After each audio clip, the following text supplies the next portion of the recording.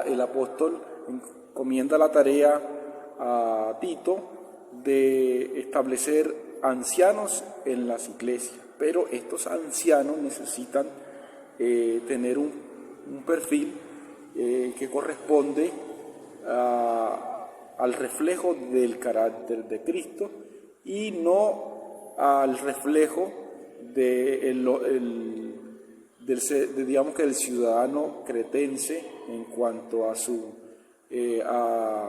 versión en la forma como eran conocidos. El carácter del líder debía dejar de ser corrompido, por lo tanto debían ser enseñados y estar dispuestos a enseñar a otros con su propia vida. En cuanto a los temas que surgen a lo largo de la carta, hay una constante que tiene que ver con la conducta y la enseñanza correcta, ¿no?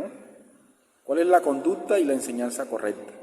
Como dos aspectos que no se divorcian, sino que se complementan, que hacen parte de lo que debemos evidenciar en nuestra nueva vida en Cristo. Entonces, mientras hay un contraste allí entre el carácter engañoso de los ciudadanos cretenses y el carácter fiel y verdadero que deben reflejar los siervos de Cristo y por lo tanto los ancianos que iban a ser constituidos. El bosquejo que propongo es el siguiente, y en ello fue importante, me fue muy útil la distribución de capítulos y versículos, aunque la línea que seguí básicamente tiene que ver con el tono que usa Pablo, los distintos tonos que usa Pablo cuando a la hora de escribir. Considero que esta carta está dividida en 4 secciones principales. Primero hay una introducción que va del versículo 1 al 4. En ella se desarrollan 2 aspectos principales en esa sección que tiene que ver cuando Pablo se describe su ministerio, versículos del 1 al 3. Luego Pablo describe a su destinatario y expresa un deseo respecto a él en el versículo 4. La segunda sección es los encargos que Pablo hace a Tito, lo vamos a ver desarrollado en el resto del capítulo, en el versículo 5 al 16. De esta manera Pablo describe las tareas encomendadas a Tito en el versículo 5, luego Pablo describe el perfil de los ancianos de las iglesias en versículos 6 al 9. Seguidamente Pablo expone a los malos maestros, versículos 10 al 12, y finalmente Pablo recomienda a Tito cómo actuar y por qué en los versículos del 13 al 16. La tercera subdivisión que hemos considerado tiene que ver inicia en el capítulo 2, donde va el apóstol a expresar cuál es la doctrina correcta o la enseñanza correcta. Las subdivisiones al respecto son las siguientes. Pablo describe cuál debe ser la conducta de los hermanos en el versículo del 1 al 10, Pablo va a describir el fundamento de esa conducta en versículos 11 al 15. Entonces, toda esta temática en cuanto a la doctrina correcta se desarrolla a lo largo del capítulo número 2. Y finalmente la última sección tiene que ver cuál es la conducta correcta, que lo desarrolla en todo el capítulo 3, versículo 1 al 15. Primero, él les dice que deben ser ciudadanos ideales, versículos 1 al 13. Segundo, ser conscientes de lo que fueron y de lo que ahora son en Cristo, versículos 4 al 8.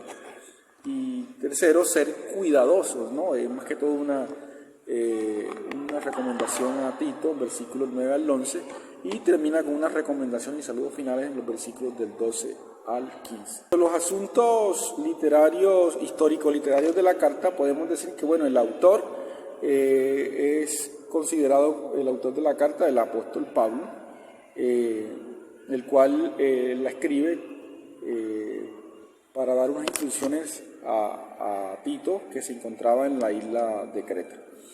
En cuanto a su procedencia, se cree que al parecer Pablo estaba en la ciudad de Nicópolis o estaba camino a ella cuando surge esta carta. Y es fechada aproximadamente entre los años 60 al 65 después de Cristo. Con relación al canon, hay que decir que esta carta fue aceptada y reconocida como inspirada desde el siglo II de nuestra era. La ocasión, ¿no?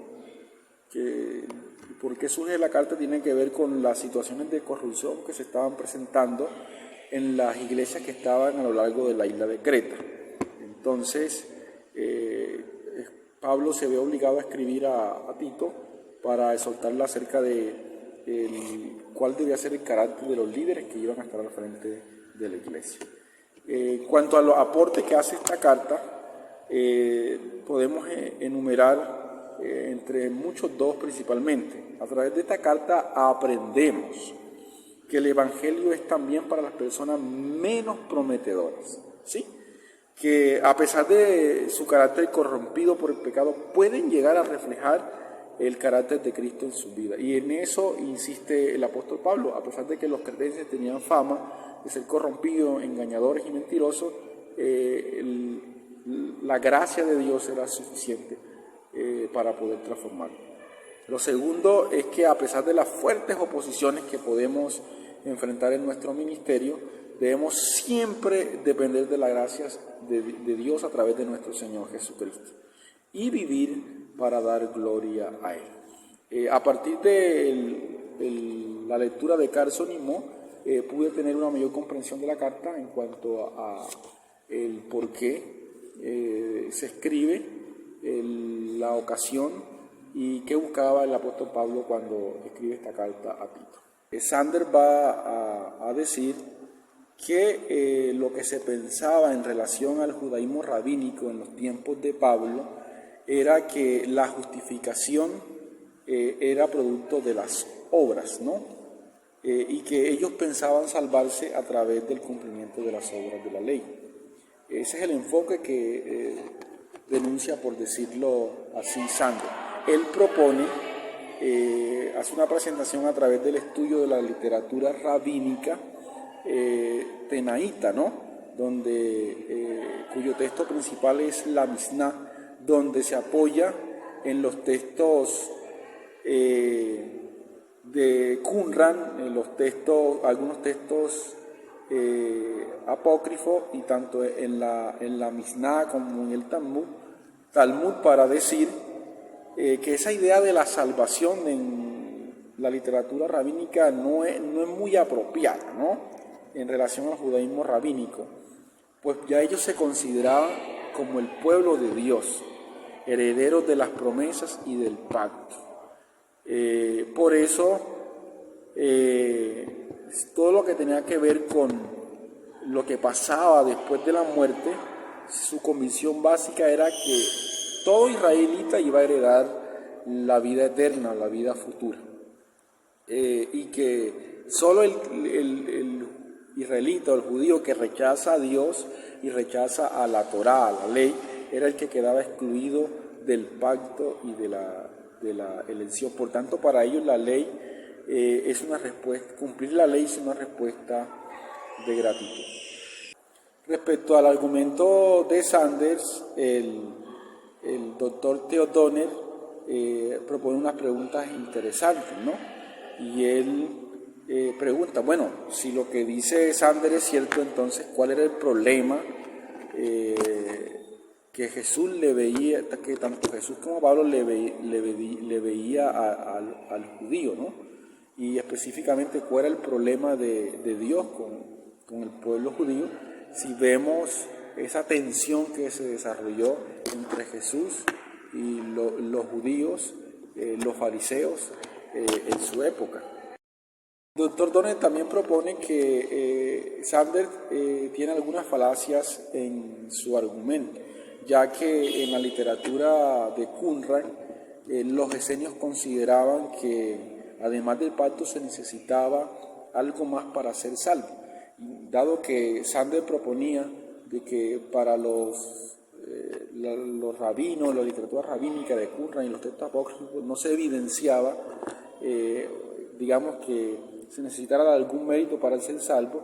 Va a decir, pero hay un problema allí, ¿no? Porque es que en los documentos de Qumran se evidencia que los esenios consideraban que además del pacto se necesitaba algo más para ser salvo. Entonces allí falla un poco el argumento de Sanders.